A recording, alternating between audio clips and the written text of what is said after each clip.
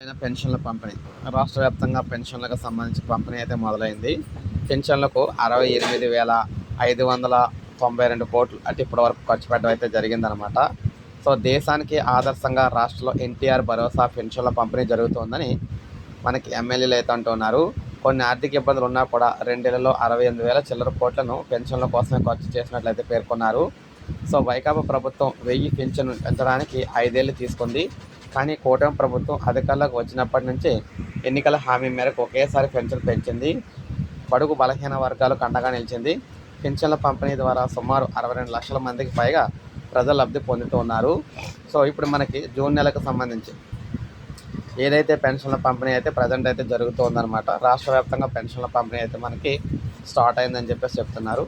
అందరికీ కూడా పెన్షన్లు అయితే సమయంలోనే అంటే ఇన్ టైంలోనే అందరికీ పెన్షన్ల పంపిణీ అయితే ఉంటుందని చెప్పేసి ఆంధ్రప్రదేశ్ ప్రభుత్వం అయితే తెలియజేయడం అయితే జరిగిందనమాట. సో ప్రజెంట్ అయితే పెన్షన్లు అయితే పంపిణీ చేస్తున్నారు. ఎవరికైతే ఇంకా అందలేదో వారందరికీ కూడా తర్వాత రోజు అంటే గురువారం కల్లా పూర్తి అయితే చేస్తారని చెప్పేసి చెప్తున్నారన్నమాట. సో ఇది మనకు పెన్షన్లకు సంబంధించి తాజా సమాచారం. ఒక లైక్ చేయండి, సబ్స్క్రైబ్ చేసుకుని మన ఛానల్ సబ్స్క్రైబ్